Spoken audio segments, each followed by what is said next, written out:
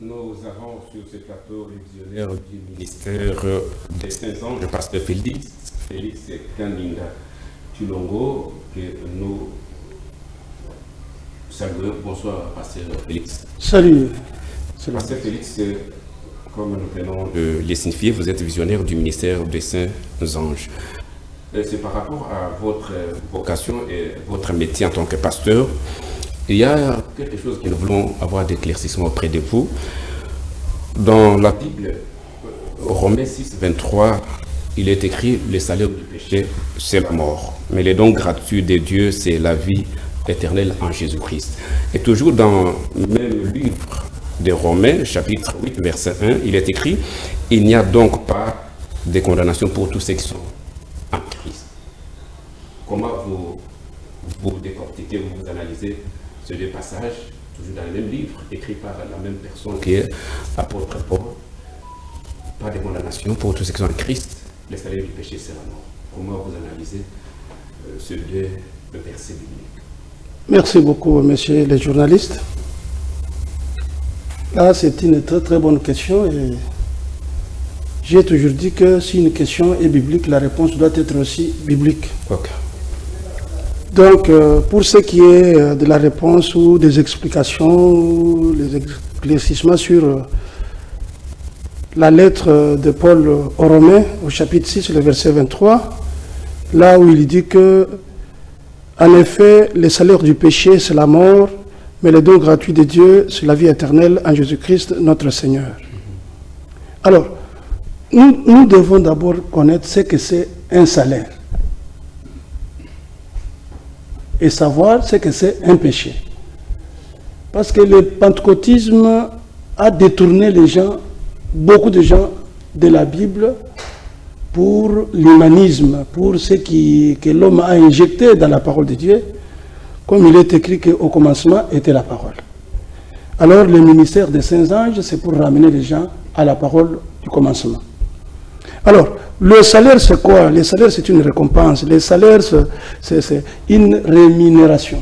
Le salaire, c'est un prix.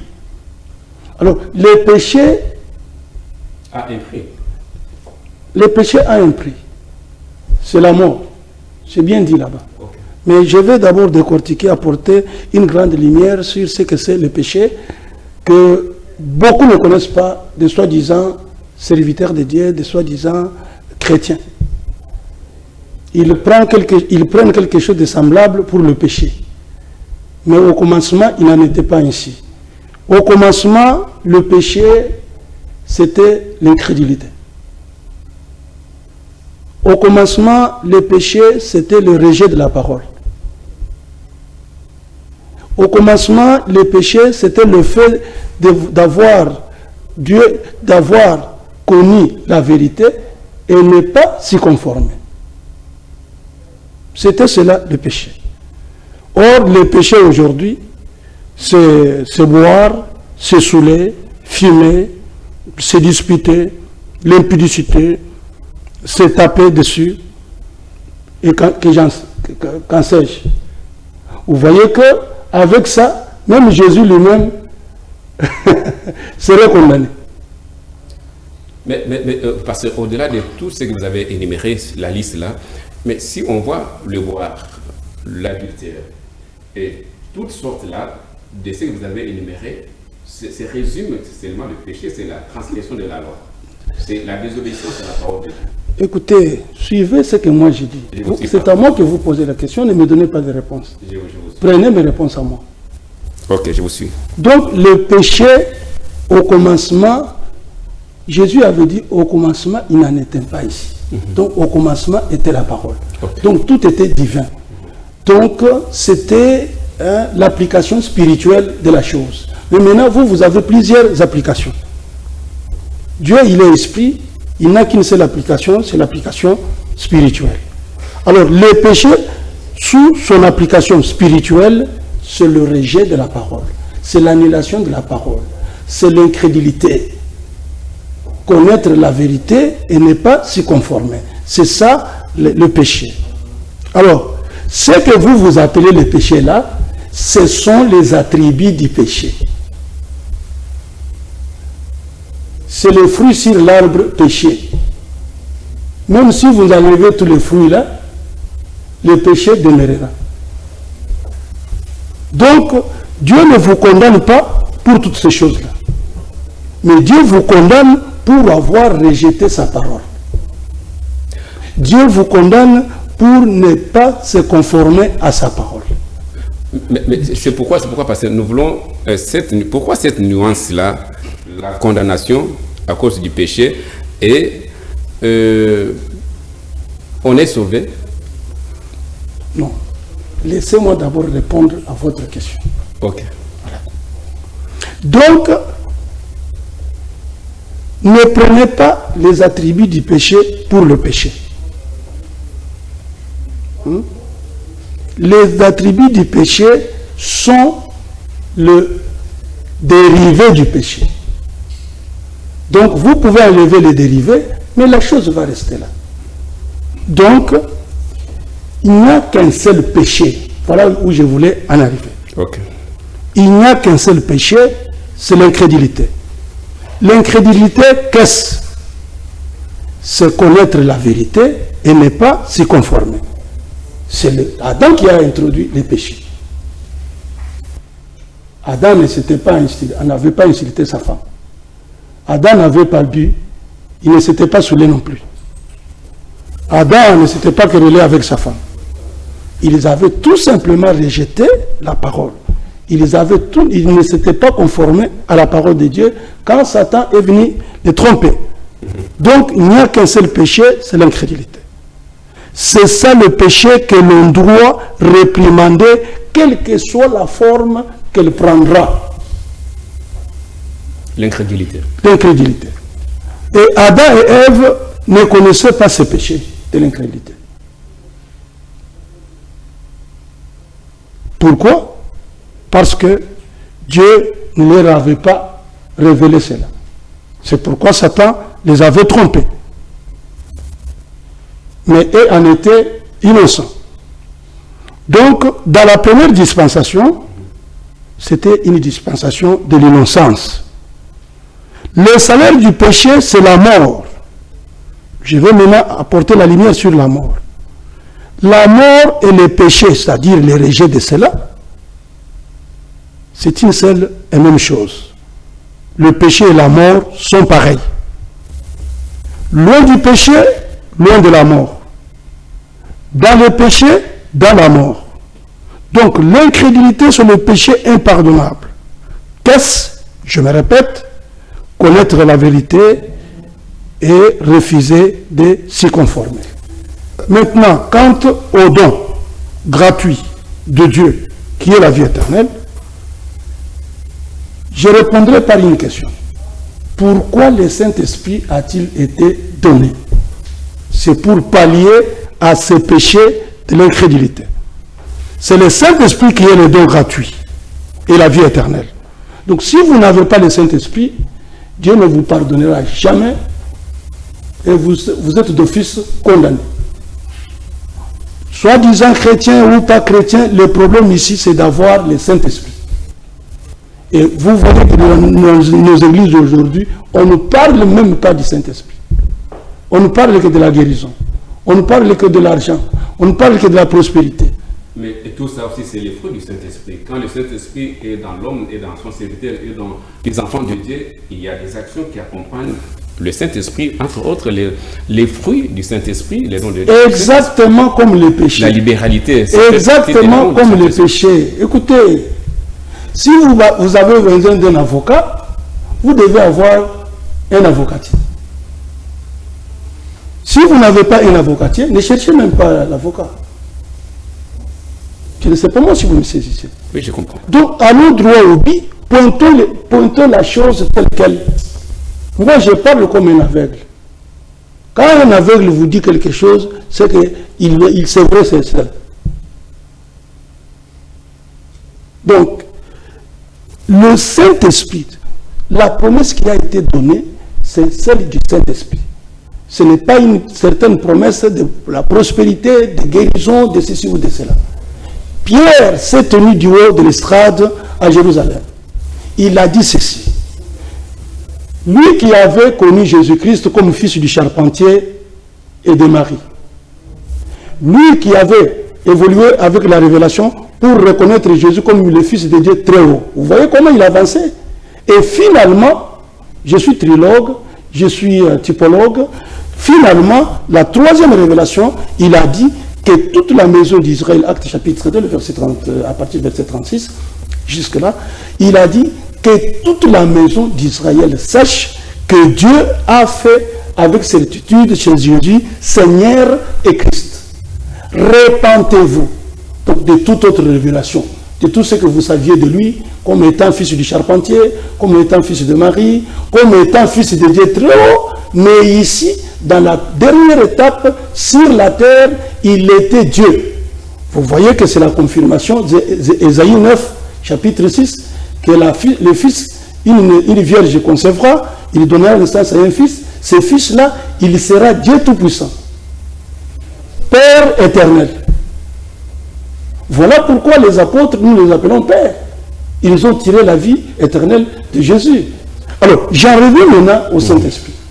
Cette promesse est pour vous.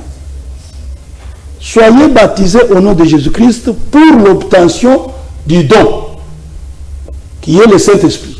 C'est ça la promesse que Dieu a faite à l'Église. C'est ça ce que l'Église pouvait chercher pour pallier à cette situation du péché impardonnable qui est l'incrédulité. Le fait de connaître la vérité et de la rejeter. Pasteur, donc, je vais révéler pour que vous ayez tout le temps d'enrichir vos idées. Et entre-temps, il y a ce qui se passe. Pasteur Félix Kaninda Tshilongo, vous êtes visionnaire du ministère des Saints-Anges de messages du temps de la fin. Ici, il y a quelque chose qui éthique un peu plusieurs personnes ici. C'est mentionné dans la Bible qui n'est pas permis à un homme sur la terre d'appeler un autre père.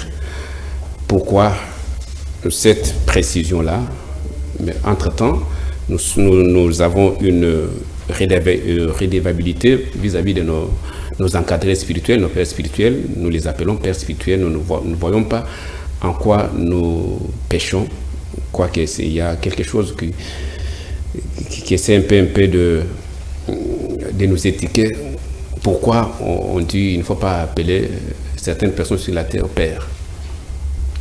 C'est le Saint-Esprit en vous qui ne vous permettra pas de le faire. Pourquoi? Tout simplement, dit la Bible, c'est Jésus qui a dit de sa propre bouche, n'appelez personne père sur cette terre. Pourquoi ça? Une référence biblique, ça pourra aider. Je vais en arriver. Ok. Vous êtes un fils adopté de Dieu par le sang de la justice de Dieu, qui est Jésus-Christ. Vous n'êtes pas en train de chercher une autre identité sur cette terre. Parce que ce qui fait que vous soyez fils biologique de votre père, c'est le péché. C'est le sexe. C'est la semence du diable. Mais la semence de Dieu, c'est la parole. Quand la parole de Dieu en vous rencontre l'Esprit de Dieu, vous êtes une semence de Dieu. Vous êtes automatiquement adopté, le Saint-Esprit est en vous.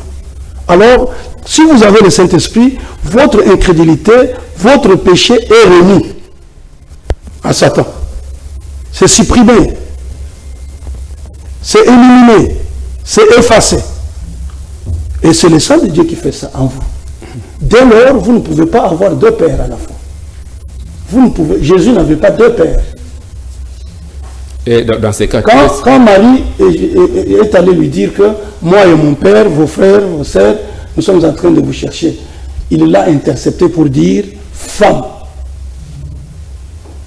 mon père, ma mère, mes frères, mes sœurs, c'est ceux qui font la volonté de mon père. Jésus est le modèle des fils et des filles de Dieu sur cette terre. Si vous êtes un enfant de Dieu, vous ne pouvez pas avoir un autre père ici. Alors là, ça serait l'adultère, vous serez